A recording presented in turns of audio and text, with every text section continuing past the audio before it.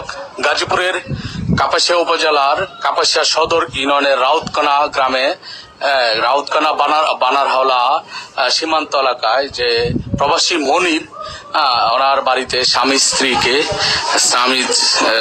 ওনার বাড়ির মনির হোসেনের স্ত্রী সন্তান সহ 5 জনকে জবাই করে রাতের বেলা বারাটিয়ারা মনির হোসেনের বারাটিয়া 5 জনকে জবাই করে হত্যা করে কেবাখারা রাতের আধারে ফেলে রেখে গেছে।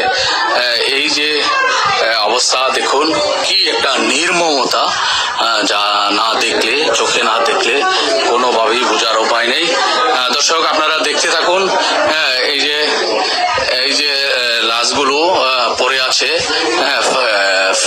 ফ্লোরের নিচে, আর একটা মরদেহ পড়ে আছে এইখানে খাটে। আরেকটি একেবারে এমন একটি দৃশ্য যদি আপনাদের দেখাই, আপনাদের মানে চোখ আটকে যাবে।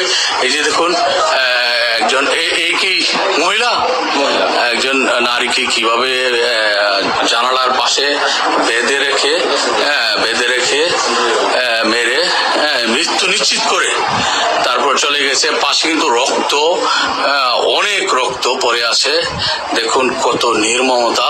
আজকে সকালবেলা, আজকে শনিবার, গাজীপুরের কাপাসিয়া উপজেলা শহরের কাপাসিয়া ইউনিয়নের রাউতকানা গ্রাম, রাউতকানা পূর্বপাড়া বানারহাওলা গ্রামের ঠিক পাশে রাউতকানা পূর্বপাড়া প্রবাসী মনির হোসেনের বাড়িতে এমন নির্মম ঘটনা ঘটেছে।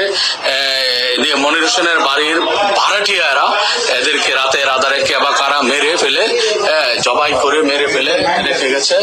এই যে দেখুন অবস্থা।